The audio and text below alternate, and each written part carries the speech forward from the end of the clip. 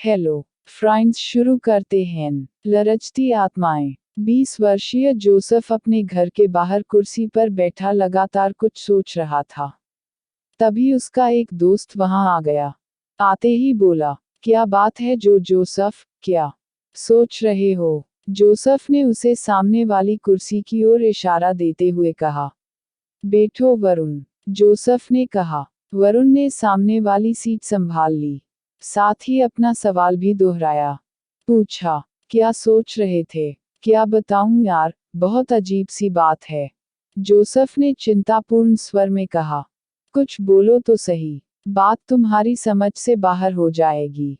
मैं फिर भी समझने की कोशिश करूंगा। तुम बताओ। वरुण जिद पर अड़ गया। तो सुन। वरुण ने पूरा ध्यान जोसेफ की तरफ किया। जोसेफ ने बताया, कल रात मुझे डैडी की बहुत याद आ रही थी।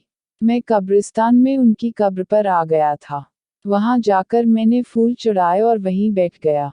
फिर कुछ देर बाद में चर्च में आकर डैडी की आत्मा की शांति के लिए प्रार्थना करने लगा। तभी मुझे ऐसी आवाज आई जैसे कोई रो रहा है। फिर एक साथ 2 लोगों की रोने की आवाज आई। फिर 2 मिनट के अंदर अंदर मैंने अनेक लोगों के रोने की आवाज सुनी। ठीक 3 मिनट तक मैं उन आवाजों को सुनता रहा। फिर चर्च के पीछे कब्रिस्तान में वापस लौट गया, क्योंकि मैंने अनुमान किया था कि रोने की आवाज वहीं से आ रही है। सो मैं वहीं चला गया। कब्रिस्तान में पहुंचने के बाद मैंने वहां किसी को नहीं देखा, मगर रोने की आवाजें लगातार मैं सुनता रहा। मेरा ख्याल था कि शायद किसी को दफनाने आए उनके परिवार वाले अपने की मौत पर रो रहे होंगे। मगर वहां ऐसा कुछ भी नहीं था। वहां तो सन्नाटा फैला हुआ था। बस रोने की आवाजें गूंज रही थी। मैं काफी देर तक कब्रिस्तान में चारों तरफ देखता रहा, मगर दूर दूर तक कोई नजर नहीं आया। बाद में मैंने पुकारा, कौन रो रहा है? मुझे मेरे सवाल का कोई जवाब नहीं मिला, पर रोने की आवाजें उसी समय बंद हो गई। इसी के साथ मैंने देखा कि कुछ परछाइयां बड़ी फुर्ती के साथ कब्रिस्तान से बाहर जा रही हैं। मुझे कुछ भी कर पाने का मौका नहीं मिला। अचानक ही वो परछाइयां गायब हो गई। बात तो सचमुच बहुत अजीब है। वरुण बोला, मैंने तो पहले ही कहा था कि बात तेरी समझ से परे हो जाएगी। पर मुझे तेरी बात का पूरा विश्वास है।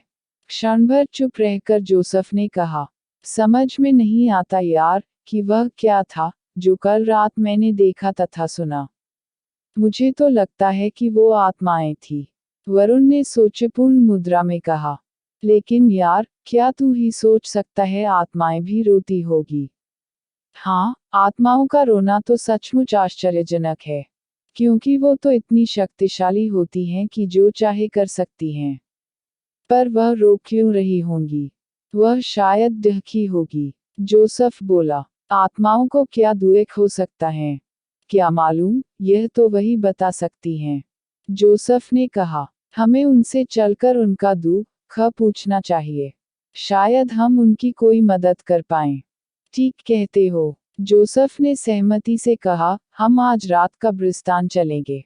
ठीक है, वरुण ने कहा। रात को 8 बजे जोसेफ तथा वरुण कब्रिस्तान के लिए निकल पड़े। रास्ते में ही उन दोनों के बीच बातें हुई। जोसेफ ने कहा, हम पहले चर्च चलते हैं।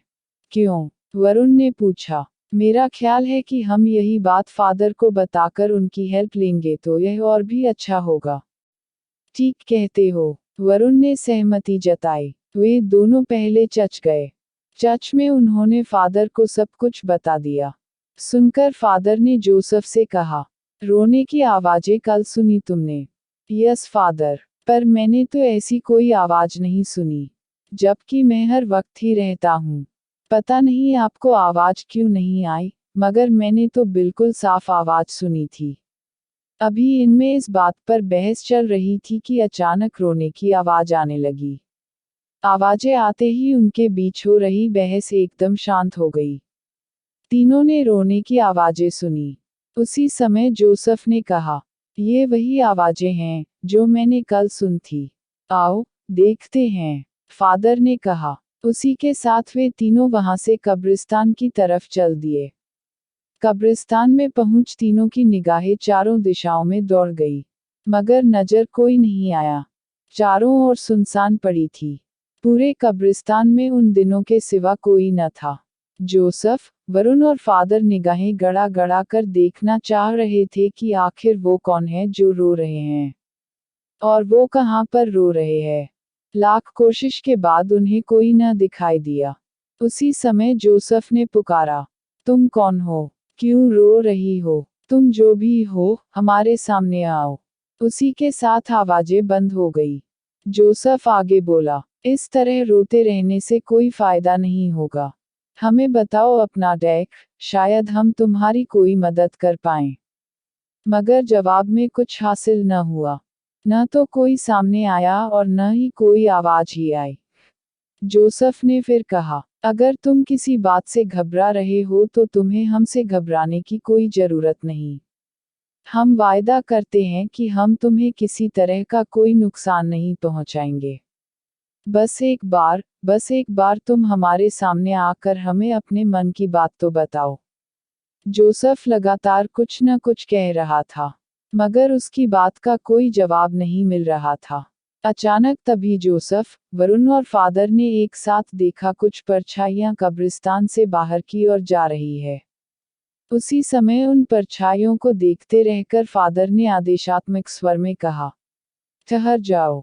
फादर के आदेश पर सभी परछाइयां अपने स्थान पर रुक गई।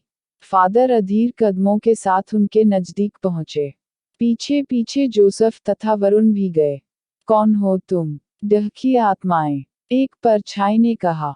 क्या डैक है तुम्हारा? क्यों रोते हो तुम सब?